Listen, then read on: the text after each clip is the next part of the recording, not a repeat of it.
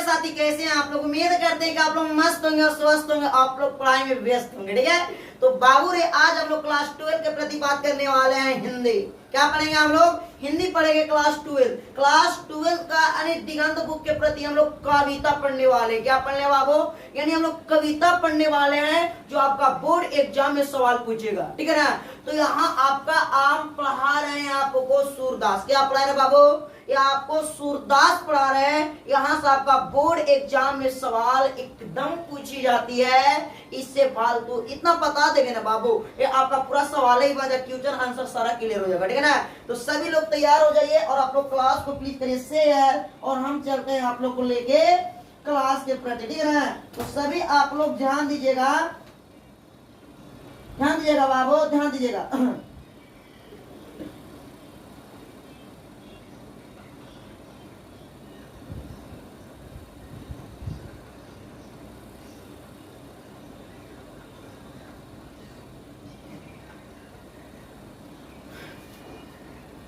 तो चलिए बाबू हम लोग क्लास को शेयर करते हैं, आप लोग क्लास को शेयर कीजिएगा। ध्यान दीजिएगा, 12 का हिंदी में जरा से भी दिक्कत नहीं होने देंगे। ठीक है ना? तो सारा आप लोग को समझ में आएगा। ठीक है, तो सबसे पहले चलते हैं इनका जन्म। क्या बाबू? इनका जन्म आपसे पूछेगा सूरदास, तो सूरदास का जन्म कब हुआ था? ये नहीं पूछेगा कि सूरदास का जन्म कब हुआ था।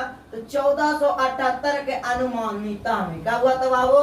1478 के अनुमानिता में आपसे पूछेगा सूरदास का जन्म कब हुआ था, तो बोलिएगा 1478 के अनुमानिता में। कब? 1478 के अनुमानिता में। इसका निधन, निधन पूछ रहा, बहुत सुंदर शब्द पूछा है निधन। तो निधन 1583 ईस्वी के हुआ था। ठीक है ना? तो आपसे यह सवाल देखिएगा, इनका जन्म हुआ था ये 1543 में हुआ था। ठीक है, सॉरी ध्यान दीजिएगा बाबू। हाँ, यानी जन्म कब हुआ था बाबू? 1478 में, निधन 1583 में। जन्म 1478 में, निधन 1583 ईस्वी में। ठीक है ना? जन्म स्थान, ये कहाँ के रहने वाले थे? तो समझिएगा, ये जन्म स्थान इसको जानते हैं कहाँ था? दिल्ली के। कहाँ?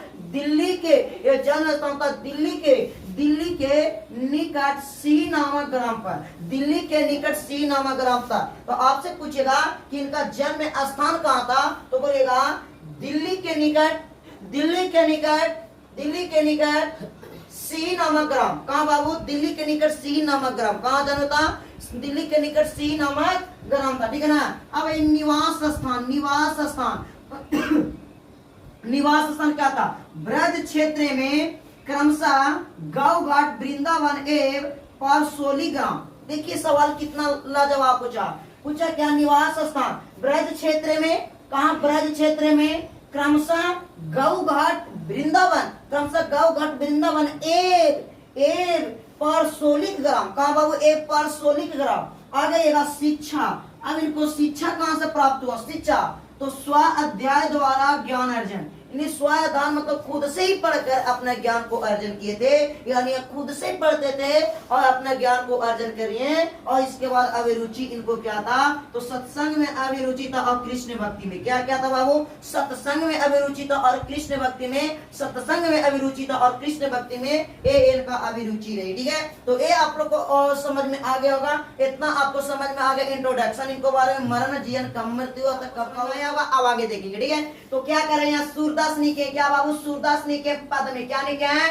पद में निके हैं। सूरदास अपना पद में इस कविता को निके हैं। और कविता का थोड़ा समझिएगा, लय बहुत ही अच्छी है बाबू। ठीक है ना?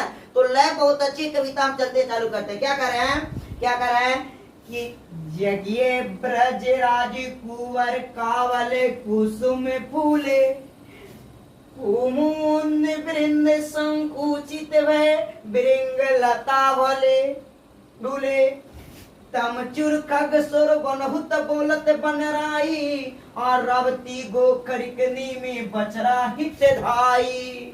और बोलते हैं क्या कि बधु मलिन रावी प्रकाश गावत नर नारी, और सूर श्याम परा उठो अजुम कर धारी।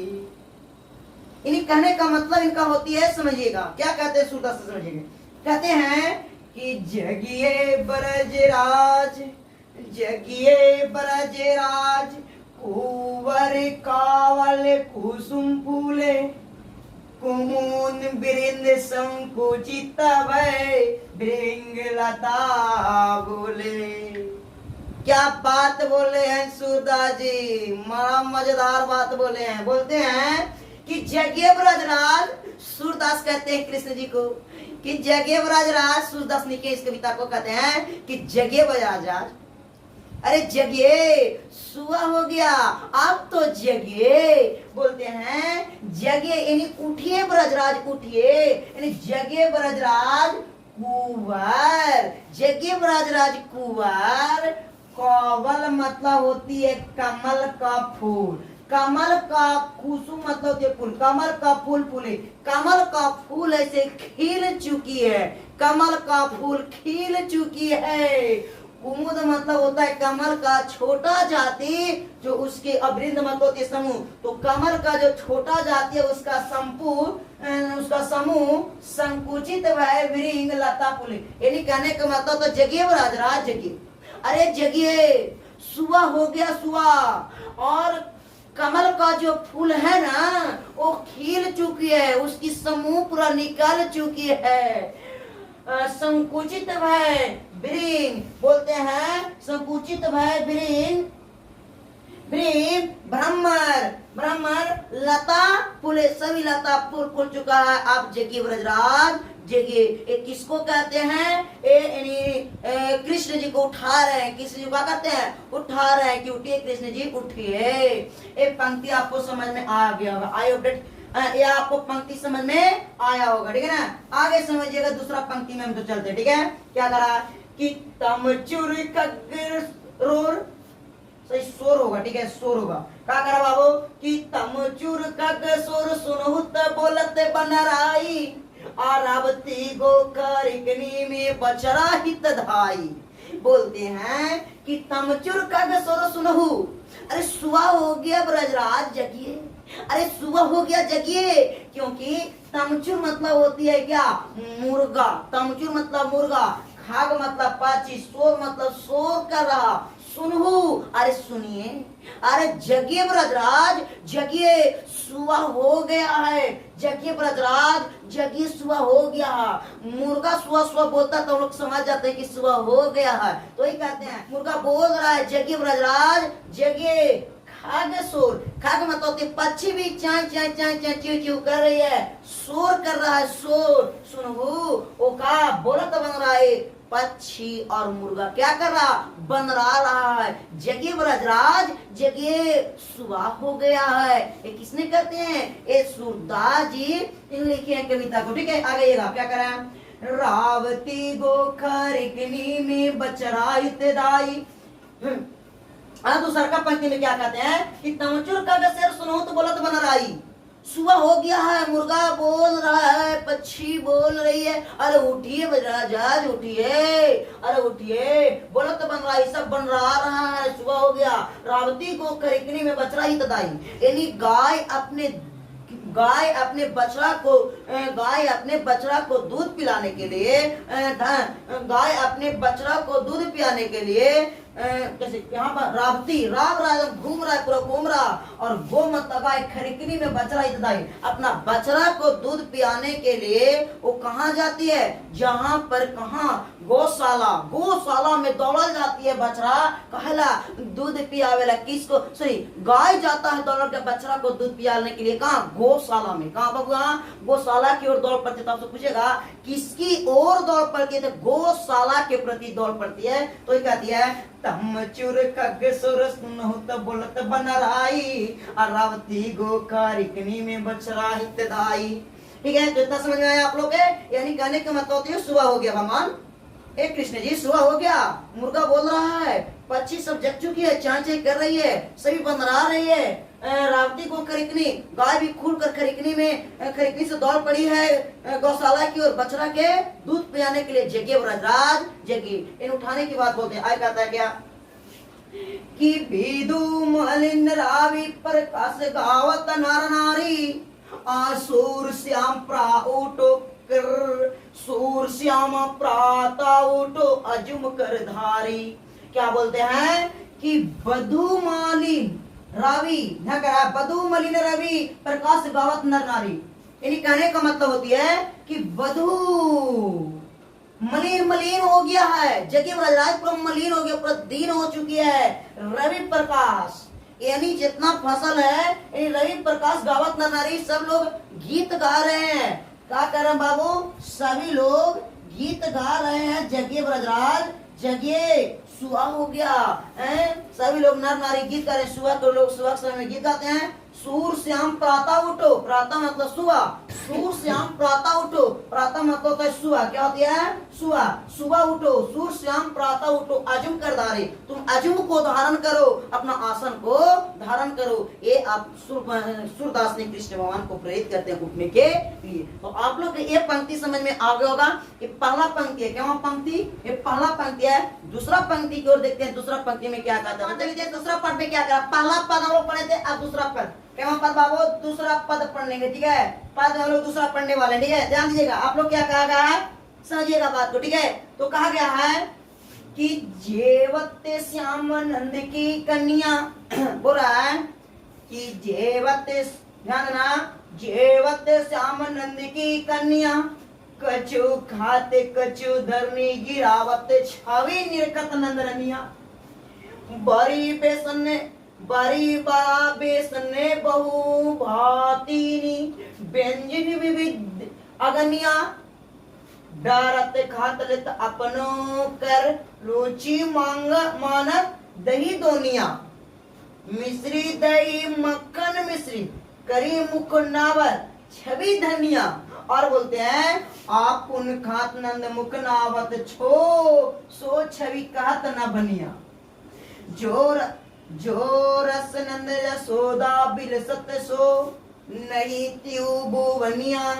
भोजन करी नंद अचमन ली हो, मांगत सूर जुठनिया। बोलते हैं, क्या बोलते हैं समझिएगा, माध्यम समझिएगा कि जेवत श्याम नंद की कन्या। अब आप लोग समझिएगा, एक आपको बताते हैं बात, आपको ध्यान दीजिएगा, ध्यान दीजिएगा बाबू। कर बाबू कि जेवत श्याम नंद की कन्या, जेवत श्याम नंद की कन्या। जेवत मतलब होता है खाना, जेवत मतलब खाना। श्याम नंद की कन्या, कन्या मतलब होती है गोद, कन्या मतलब गोद होती है, ठीक है ना। तो कहती है कि नंद के गोद में उनकी यानी बेटा जो है वो जेवत मतलब खा रहे हैं। श्याम नंद की कन्या उनका गोद में बैठ के क्या कर रहे हैं? खा रहे हैं। नंद की गोद में बैठ के कृष्ण जी क्या करते हैं? खाते हैं। और कहते हैं कछु खाते कछु धरनी, गिरावत छवि निर्कत नंदरनिया। बोलते हैं कि कुछ खाते हैं, कछु खात कुछ खाते हैं, और कछु धरनी कुछ धरती पर गिरावत है, गिरावत छवि निर्कत नंद की रनिया। यानी देखा जाता है उनका छवि को क्या कहते हैं? नंद की रनिया। यानी उनको छवि को देखनी है, क्या कहते हैं बाबू? उनको छवि को क्या कहते हैं? शोभा को नहीं देखते हैं।